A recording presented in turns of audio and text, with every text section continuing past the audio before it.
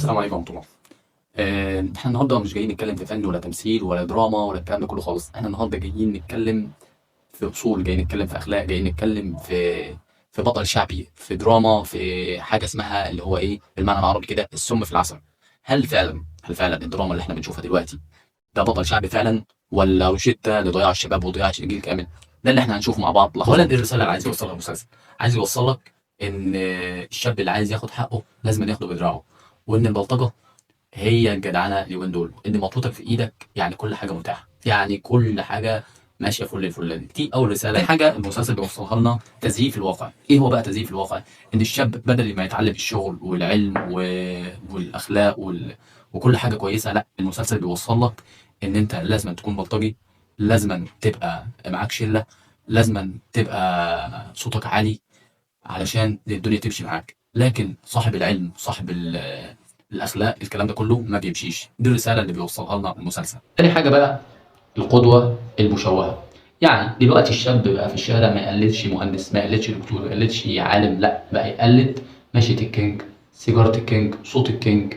بقى يقلد حاجات آه يعني يعني بقى يقلد حاجات غريبة علينا. ما بقاش يقلد العالم ولا المهندس، بقى يقلد حاجات مش موجودة فينا. ودي مأساة أخلاقية يعني بتهدد المجتمع. تاني حاجة بقى لو هنتكلم من الناحية الدينية، ففي حاجة في المسلسل بتقول لك تبرير الحرام. يعني الضرورات تبيح المحظورات، الغاية تبرر الوسيلة والكلام ده كله. البطل هنا يعني بيقول لك اسرق عشان تعيش، أو اسرق عشان توصل، أو اسرق عشان الناس تصدقك.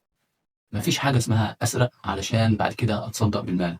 ربنا سبحانه وتعالى في ديننا بيقول لنا الله طيب لا يقبل إلا طيبا. والمبدأ واحد، لازم تخلي عندك مبدأ وانت عايش بالحرام يبقى ده حرام، عايش بالحلال يبقى ده حلال. مفيش حاجة اسمها أسرق عشان أتصدق، ده اسمه تطبيل للحرام.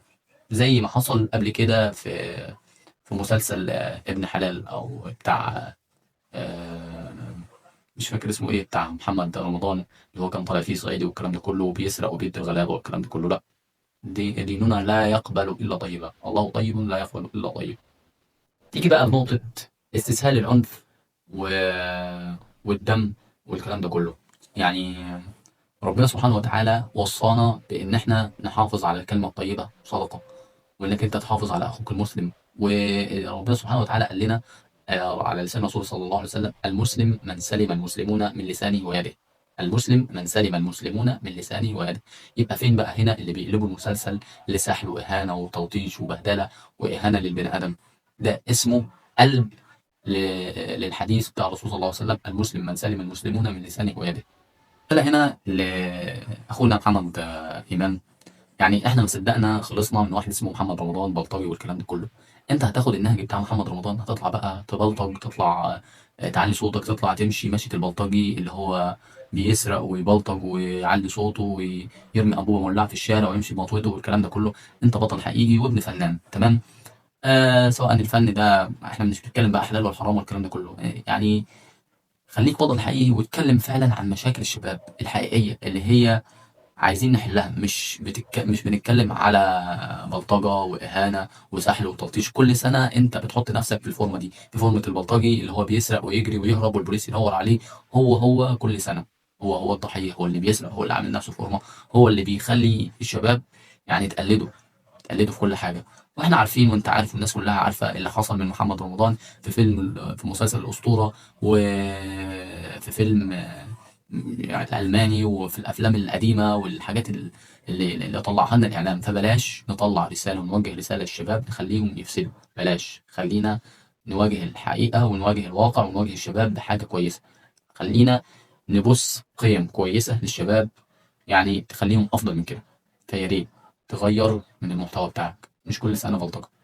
صح بقى للشباب يعني المسلسل ده مجرد تمثيل. ناس بتنزل زي محمد إمام باشا، راجل معاه فيلا ومعاه عربية ومعاه فلوس ومش محتاج أصلا التمثيل ده. يعني راجل مرتاح ماديا جدا جدا، معاهم ثروة كبيرة جدا جدا وربنا يزيدهم، واللهم لا حسد واللهم لا يعني. المهم، باشا بينزل بعربيته من الفيلا بتاعته على الشوارع، على الحواري بتاعتنا، بيطلع الفيلم للشباب او المسلسل للشباب، ويسيب التأثير ده في شوارعنا. بيسيب الحقيقة المزيفة في الشارع، بيسيب لهم البلطجة وبيسيب لهم الأخلاق المزيفة وبيسيب لهم الواقع الغير حقيقي بالأخلاق الغير حقيقية. فيا ريت ما تاخدوش من المسلسل، تاخدوا من الواقع، لأن ده لا يمت إلى الأخلاق ولا إلى الدين بأي صلة. يا ريت نخلي بالنا من وقتنا اللي بيتسرق مننا قدام الشاشات، نخلي بالنا من ديننا، من الدين اللي بيتسرق مننا، نخلي بالنا كمان من أخلاقنا اللي بتتسحب مننا واحدة واحدة، ونبص بقى على الشاب اللي هو صاحب المطوة وصاحب الكلمة وصاحب الصوت العالي ده. واتبعوا السيئات الحسنة تمحوها. اتبع الرسول صلى الله عليه وسلم، وخليك بعيد عن الشاشات. سلام.